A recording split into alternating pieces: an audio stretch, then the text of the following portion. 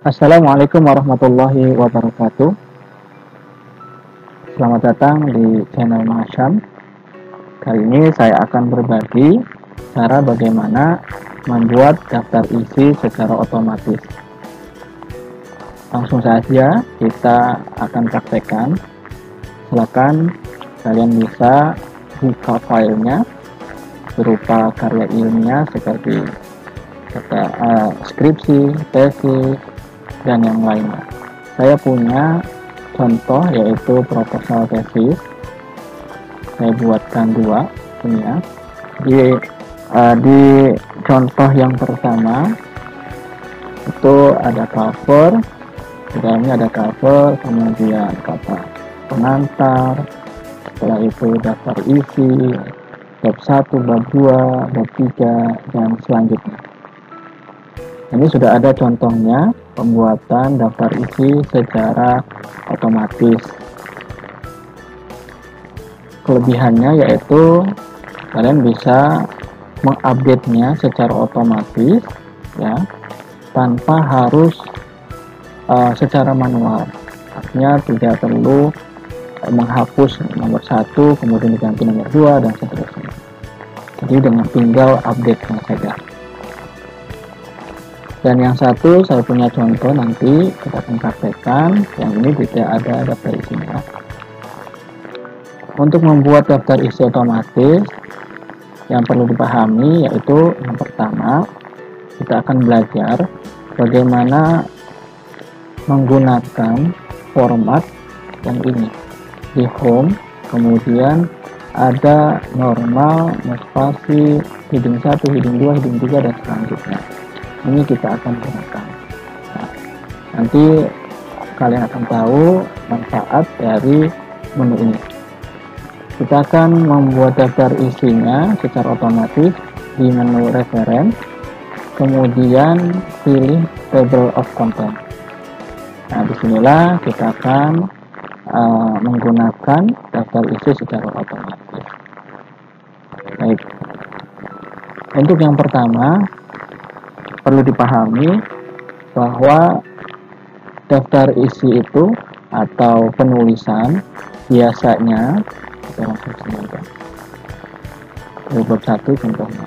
Nah, di bab 1 biasanya ada paling atas, jadi posisinya biasanya di tengah ya, formatnya seperti ini.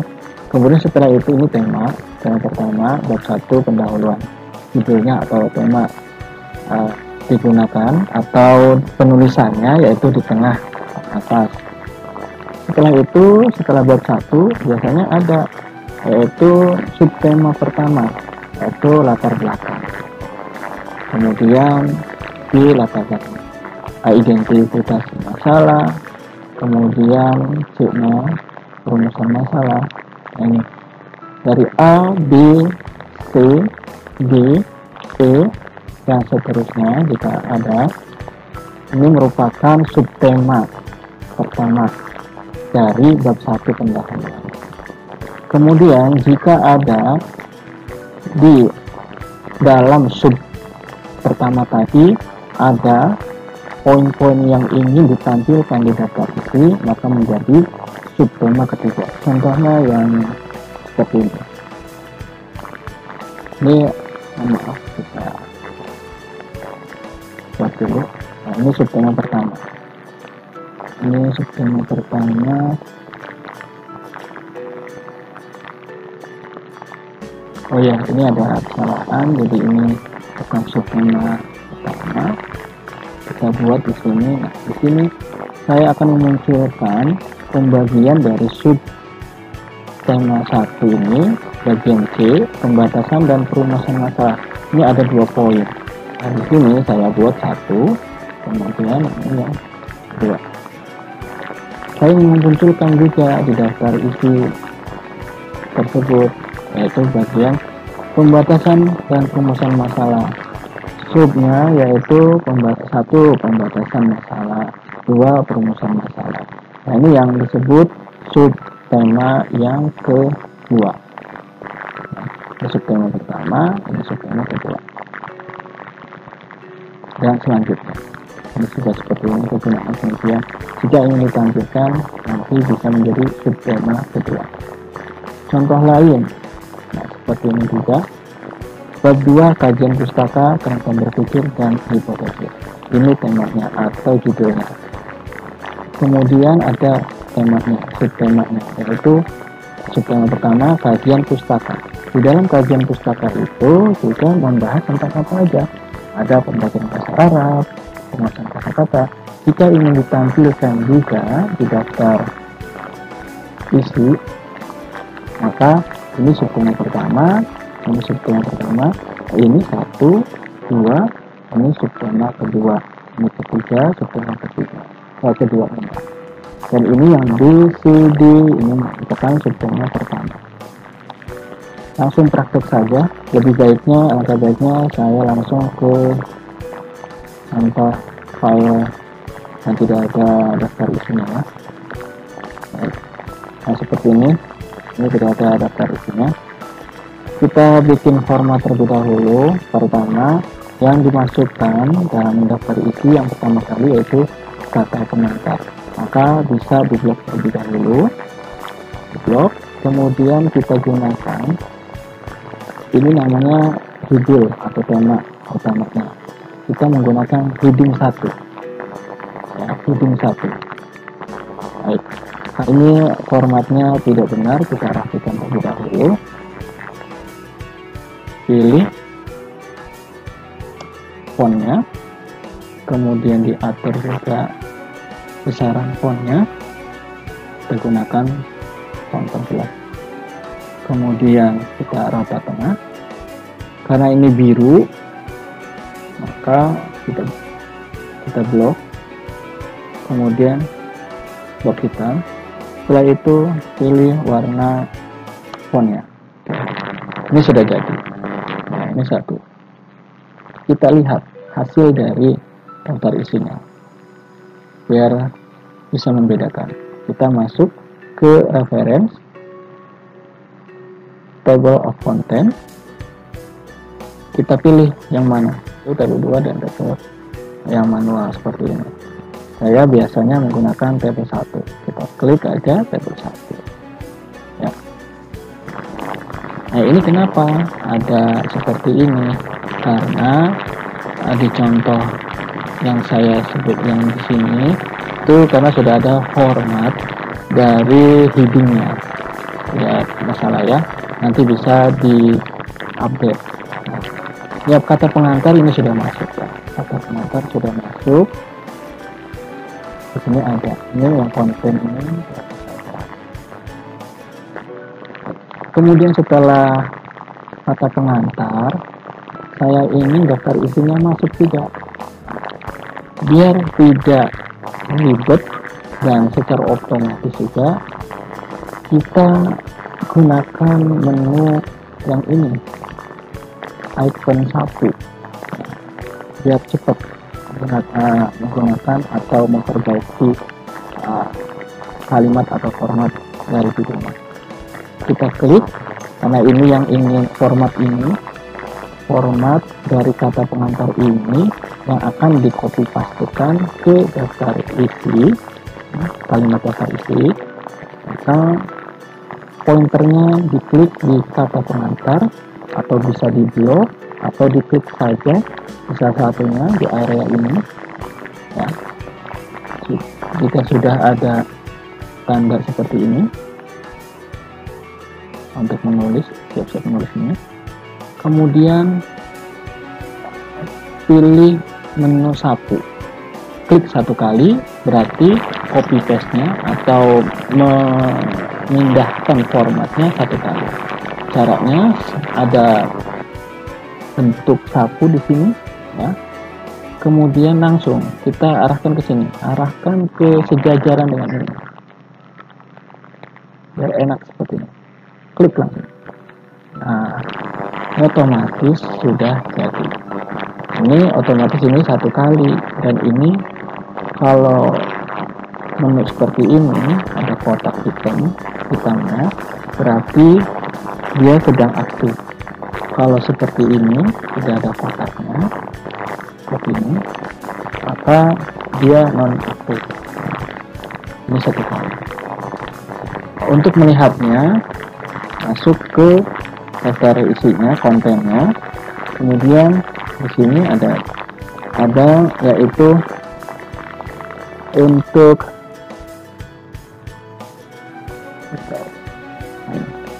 update table. Nah, update table, klik. Di sini ada dua, update page number only, artinya update nomor halaman saja, dan yang kedua update entry table, artinya mengupdate kata-katanya ini, sub-subnya ini. Jadi kita harus dua-duanya diupdate. Pertama, page numbernya diupdate dulu, maka belum muncul daftar isinya, kita klik lagi, kemudian pilih update entry table. Oke, maka otomatis dia masuk ke setelah kata pengantar, kemudian daftar isi, dan begitu seterusnya. Jadi untuk yang di bab 1 juga sama. Yang di bab 1 kita pindahkan formatnya, bisa di blok otomatis seperti ini. Kemudian kita klik 2 kali di satunya, karena nanti kita akan mengotomatiskan copy formatnya langsung bab 1, bab 2, bab 3, kemudian daftar pustaka ya. Blok otomatis harus di area ini, di luar dari area penulisan, diarahkan sejajar dengan daftar isi yang ingin di blok. Klik kali, kemudian klik 2 kali, 1, 2. Jadi langsung cepat. Kalau nggak cepat dia kembali nonaktif. Langsung klik 2 kali, klik. Ini udah otomatis, sudah ada tanda sapunya. Maka kita lari ke bab 1. Ke bab 1 kita sejajarkan, kemudian diklik 1, kemudian ini masih aktif tanda sapunya. Nah ini diklik, di blok, klik. Kemudian yang kedua juga, yang ketiga ini bab 3, klik. Kemudian saya masuk juga daftar pustakanya nih, karena sejajar ini termasuk juga judul tema. Nah, kita klik. Jika sudah, maka dinonaktifkan menu 1. Kita lihat hasilnya.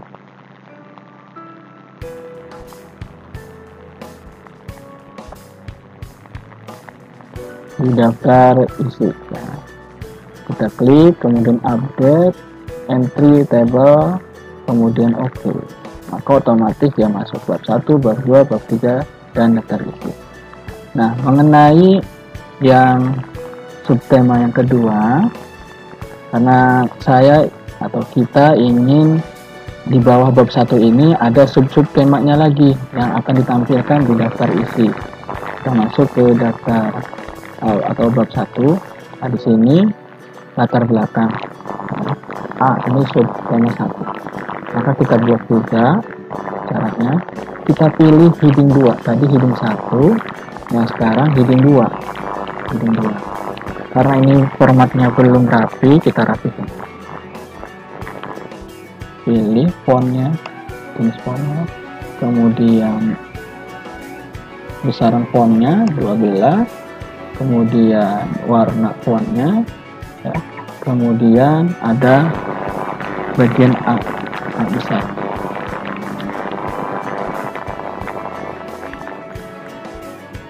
Kenapa ini tidak ada spasi? Tinggal kita atur aja spasinya berapa. Oke, setelah itu kita posisikan seperti ini. Ini sudah jadi satu. Kemudian kita lihat hasilnya. Kita update lagi entry table-nya. Nah, sudah masuk ya. Bab 1 pendahuluan ada A, latar belakang. Kita buat selanjutnya. Caranya sama dengan menggunakan sapu ya, menu sapu.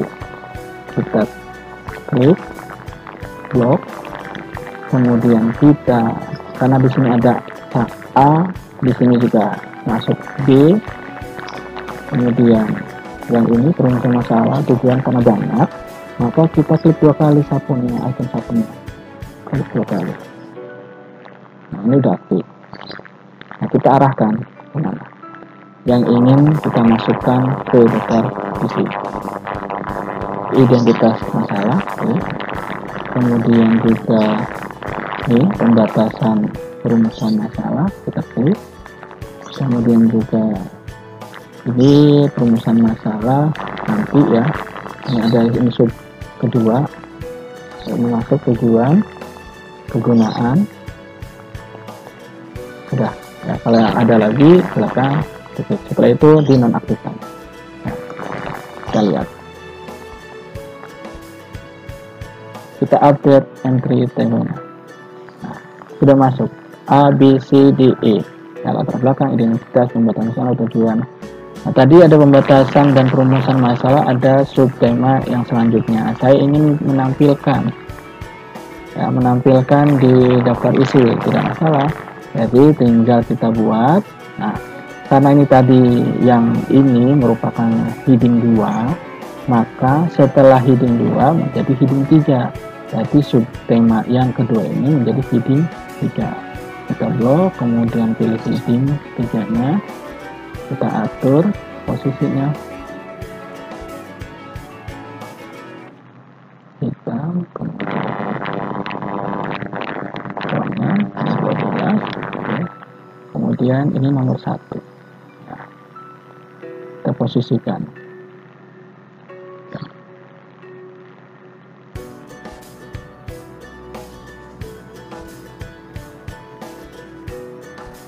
Sudah ya. Nah, heading yang pertama pembatasan masalah, yang kedua perumusan masalah. Kita menggunakan sapu sekali aja. Sapu. Nah, sudah otomatis kita masukkan. Kita lihat hasilnya. Nah, ini entry table. Oke, ini sudah masuk ya. Jadi sudah masuk subtema 1, ini subtema 2, dan kita lakukan seperti itu seterusnya untuk bab 2, 3 dan selanjutnya. Karena tadi ini subtema pertama, ini kita buat lagi yang pertama. Kalau kita menyapu dari kelanjutan dari subtema 1 yang di bab 1, maka nomornya pun akan berlanjut. Kita buat saja yang baru, kita blok, kemudian heading 2,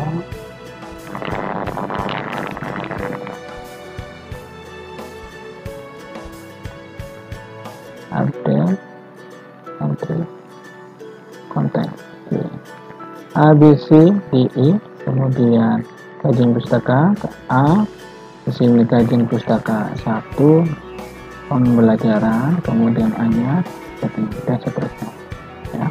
Ini A masih kita masuk di sini ya. Tadi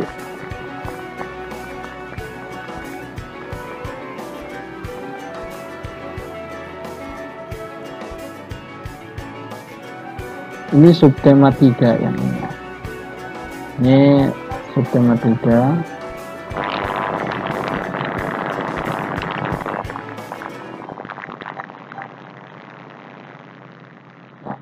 Kita hapus saja. Cara menghapus ini tidak perlu ya, ada karena ini ada heading ya. Kayak seperti ini, ada tanda seperti ini, artinya ada format ya, ada format heading 3. Kita hapusnya caranya gimana? Pilih yang tulisan biasa, icon, kemudian hilangkan ya, kemudian pilih lagi.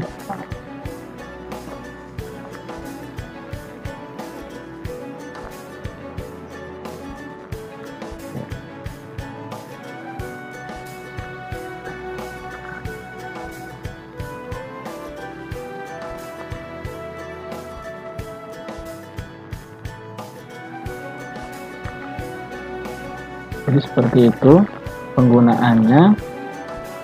Nanti silahkan bisa dilanjutkan, yaitu di bab 3 sama ya, ini heading 2.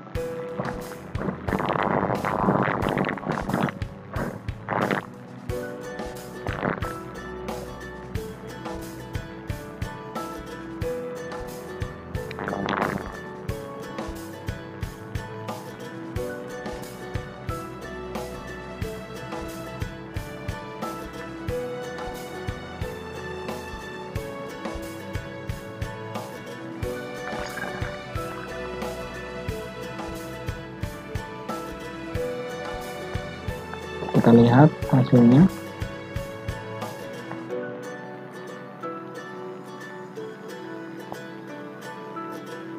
Nah, kita ya. Nanti ini sudah masuk semua. Ini bab 1 latar belakang A, B, C, D, E, dan bab 2 seperti ini. Dan seterusnya. Bab 1 juga sudah. Jika nanti setelah penulisan ada penambahan, mungkin di bab 1 ada penambahan dan ada penulisan tambahan, maka sering-sering diupdate page number only-nya agar secara otomatis ya, jika ada penambahan, ada pengurangan dari penulisan, tetap jangan lupa ini digunakan update-nya, update entry tabelnya, bahkan juga update halaman dari lembar kerja kita ya, seperti itu. Jadi ini sudah otomatis sudah jadi. Jika memang ini, dan yang terakhir nih, jika memang kita kehapus, tidak perlu risau, tidak perlu galau. Jadi kita langsung aja masuk ke reference, kemudian table of content, pilih yang pertama, maka otomatis dia akan kembali lagi. Nah, ini yang konten ini dihapus saja.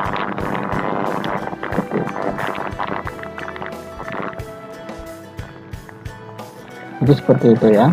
Jadi dia tidak akan hilang selama format yang ada di sini, heading 1, heading 2, heading 3-nya tidak terhapus seperti itu.